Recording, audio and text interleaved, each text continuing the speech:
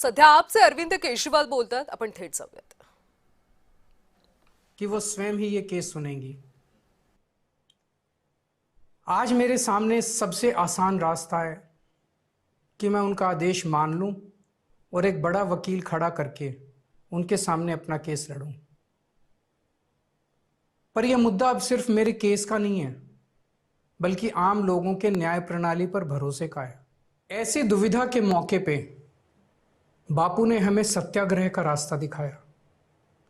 बापू ने कहा था कि जब भी किसी अन्याय का सामना करो तो उसका पहला कदम विरोध नहीं बल्कि बातचीत होना चाहिए। अपनी बात अन्याय करने वाले के सामने पूरी विनम्रता के साथ रखनी चाहिए और उसे सुधारने का पूरा मौका देना चाहिए। सारी कोशिशों के बाद भी अगर न्याय ना मिले तो अंतरात्मा की आवाज़ सुनो। यदि अंतरात्मा की आवाज़ कहती है कि न्याय नहीं हुआ तो शांति और विनम्रता के साथ सत्याग्रह करना चाहिए। फिर उसके जो भी परिणाम हों वो सहर्ष स्वीकार करने चाहिए। पर इस पूरे प्रकरण में अन्याय करने वाले व्यक्ति के प्रति किसी भी प्रकार की नफरत या गुस्सा नहीं होना चाहिए।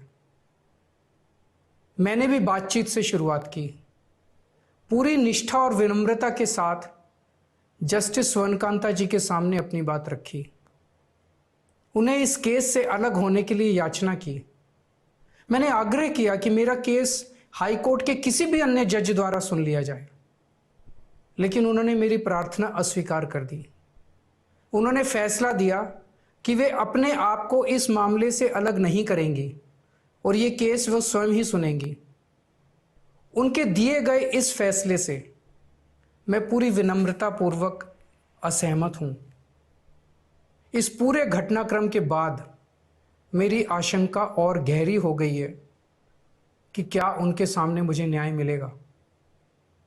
बापू के दिखाए रास्ते पर चलते हुए सत्याग्रह की भावना से अब मैंने फैसला किया है कि मैं इस केस में जस्टिस स्वर्णकांता जी के कोर्ट में ना तो स्वयं पेश होऊंगा और ना ही मेरी तरफ से कोई वकील पैरवी करेगा। जस्टिस स्वर्णकांता जी जो भी फैसला सुनाएंगे उस पर समय आने पर मेरे जो भी कानूनी अधिकार हैं, जैसे सुप्रीम कोर्ट में चुनौती देना आदि, वो सभी कदम लेने के लिए मैं स्वतंत्र हूं। ये बात आज मैंने एक पत्र लिखकर जस्टिस स्वर्णकांता जी को भी सूचित कर दिया है। मेरा जस्टिस स्वर्णकांता जी से किसी प्रकार का व्यक्तिगत विरोध नहीं है। यदि भविष्य में भी कभी उनके सामने मेरा कोई अन्य केस लगता है जिसमें मेरे विरोध में बीजेपी, केंद्र सरकार या तुषार मेहता जी नहीं हैं, तो मैं उनके समक्ष जरूर पेश होऊंगा।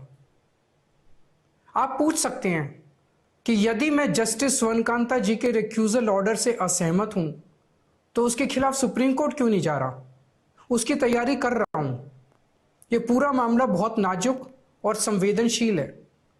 कानून को ध्यान में रखते हुए, जुडिशरी के सम्मान को ध्यान में रखते हुए और लोगों के न्याय व्यवस्था पर भरोसे को ध्यान में रखते हुए एक एक कदम उठाना है। मैं ये कदम अहंकार या किसी विद्रोह या विरोध की भावना से नहीं उठा रहा।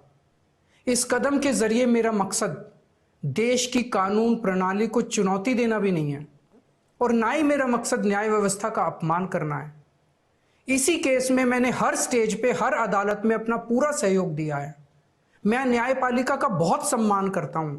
इसी न्यायपालिका की वजह से आज मैं आज़ाद घूम रहा हूं। मेरा सिर्फ और सिर्फ इससे एक ही मकसद है, देश की न्याय व्यवस्था पर लोगों के भरोसे को और मजबूत करना, लोगों में अटूट विश्वास भरना कि जरूरत पड़ने पर हमारे देश की न्याय व्यवस्था से उन्हें न्याय जरूर मिलेगा। जय हिंद।